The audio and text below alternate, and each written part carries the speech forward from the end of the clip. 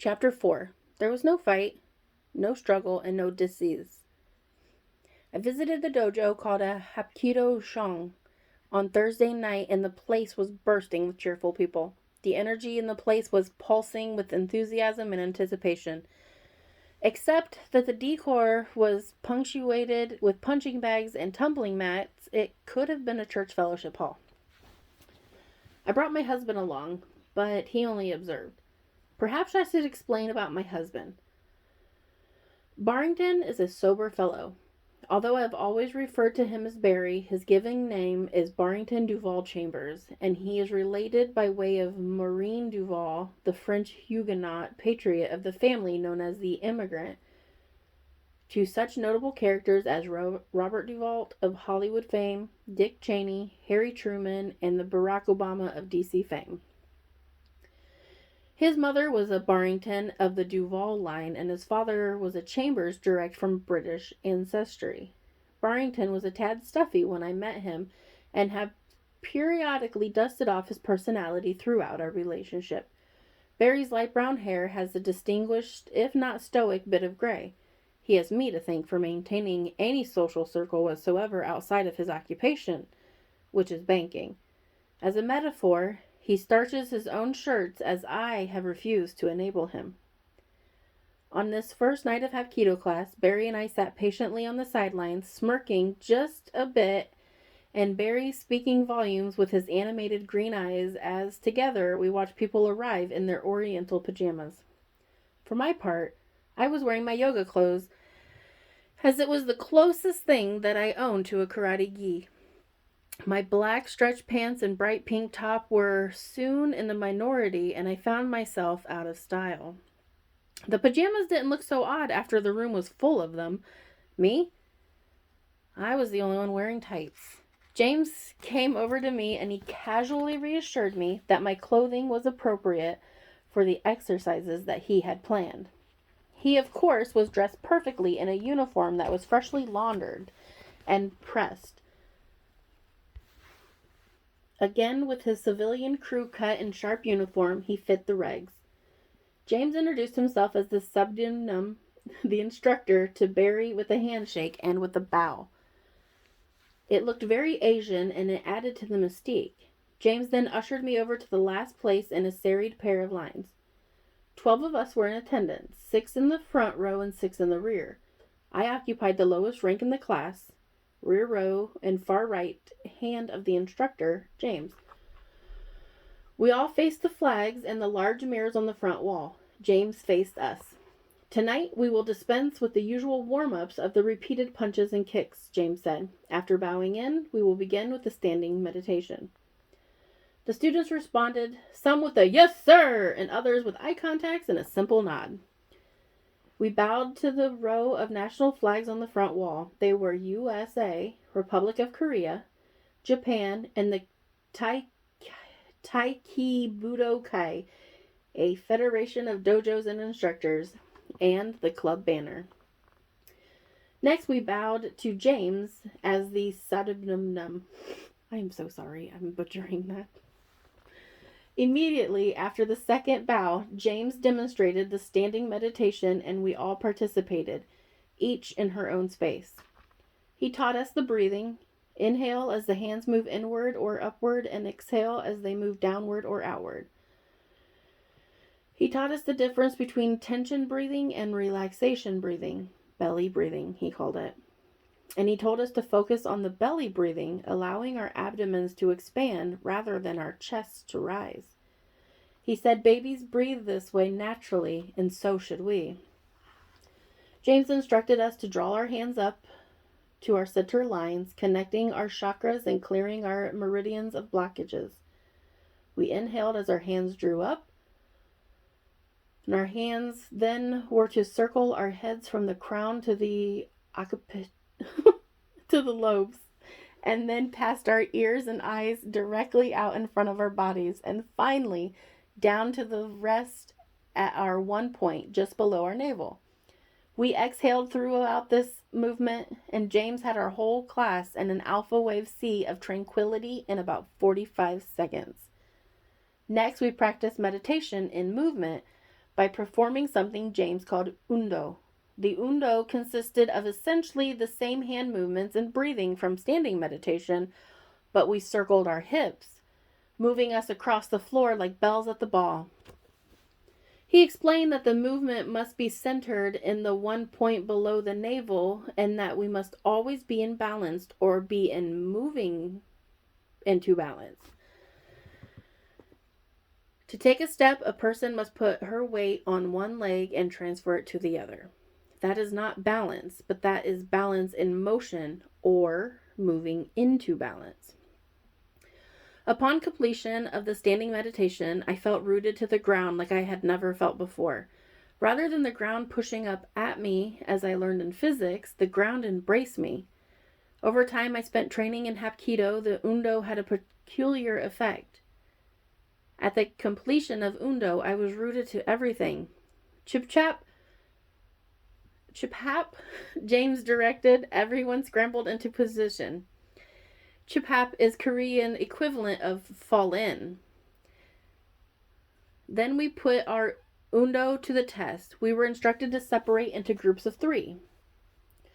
My 2 partners were a woman and a man who wore a green belt and a yellow belt, respectively. James quickly demonstrated and explained a knife hand guard block, saying that it was like a curb feeler and typically our first point of contact with the aggressor.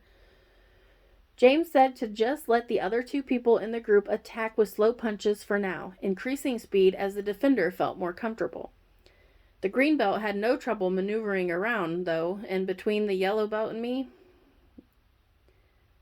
she demonstrated the exact undo that we had just practiced without provocation or molestation, and I was amazed. The yellow belt went next. He kept telling me that I could attack more quickly, but I could not. I had never attacked anyone in all my life. I didn't have the ambition, let alone the skill. And then it was my turn. Okay, have you ever been in a fun house? A house of glass or like a hall of mirrors? That's how I felt. Everywhere I turned, there was another person about to punch me in the face. Nowhere was safe. I'd trip over my own feet in one moment and bump into a classmate at the next, all while feeling overwhelmed and confused. I felt like I was in a kaleidoscope with the strobe flashing incessantly in my eyes. I was afraid and excited all at once. I anticipated the next attack with zeal as well as trepidation. My heart raced and I got tunnel vision. My hearing failed. I was holding my breath. What if I didn't block? What if I hurt someone? What if that someone was going to hurt me? You did great, the yellow belt man told me. He was about a foot taller than me and he looked down at me with a grandfather's compassion. I felt very much like a child, but his smile was contagious and I laughed as I thanked him. You did great for your first day, the green belt woman said, and I laughed all the more. Her name was Jody, and she was built for Hapkido with a queer combination of long legs and wide hips. Her brown hair was up in a ponytail, and she looked much more youthful than her age of 43. I looked around the room and saw that the other students were practicing. They were beautiful. They appeared to be in a ballroom of dancing, and they were just defending themselves. I felt the black mats beneath my bare feet. They were squishy like a Nerf football. The room smelled of sweat and incense, and the evening sun was fading from orange to gray as it filtered through the plate glass windows. I was falling in love with the Hapkido Zhang. Soon James told everyone to find a seat along the edges of the mat. He invited the black belt students to the center of the training space, and they all bowed deeply and respectfully to one another. A defender was chosen and the other 4 attacked. This time the attacks were at full speed and the defense was far more elaborate. The attackers were throwing knife hands and finger spears and other hand strikes with equally intimidating names. They were throwing crescent kicks and hook kicks and twisting kicks. There was no end to the variety of attacks, and yet the defenders, each in their turn, walked through the onslaught with complete grace, demonstrating the undo like Jesus walking through the crowd untouched. The defenses were punishing, or so it seemed to my untrained eye. There was a hip throw here and a shoulder lock there, a leg sweep here and an arm bar there. Attackers were piling up at the defender's feet. When the drill was over, everyone was smiling and laughing, congratulating one another and shaking hands. Again, the bowing was deep and sincere.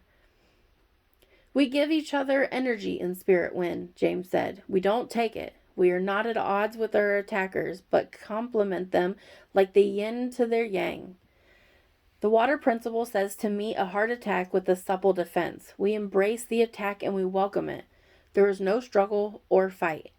It was true. At one point, a large male black belt had actually hugged an attacker. Rather than kicking her through a wall, which I'm convinced he could have done, he received her attack, filled the vessel, as James put it, and hugged her. They both had giggled like children as he released her to defend against the next jumping, spinning, turning kick from a teenager in the class. There was no fight, no struggle, and no dis-ease. Everyone was happy and healthy. I was hooked. I became a member of the Hapkido Zhang and my hubby Barry with me. He, by the way, looks great in a Korean pajamas. Hapkido Bak, he continually corrects me. It's called a Hapkido Bak. Whatever you call it, you look sexy in it, I tell him just to see him blush. Barry always looks good. Sure, he's a little over the hill at 57, but picture the high school quarterback with light brown hair and penetrating green eyes. You know, he's wearing the suit bought for homecoming. Can you see him? Now add 40 years and you've got Barry. Yep, a little extra around the middle and some salt and pepper through the hair, but Barrington Duval Chambers is still a stud. As subsequent visits, I learned why the defenses were not so hard on the attackers. As it turns out, Hapkido practitioners spend months and years training themselves how to fall properly. Who knew that falling was so complicated? James taught a list of 37 falling and rolling techniques. Since the 37th technique is to do all previous 36 without a slap out, which is the slapping of the ground with your hand or your hands when your body impacts the ground. The list of break falls numbers at 72. This list takes most people 2 years to learn and a lifetime to master.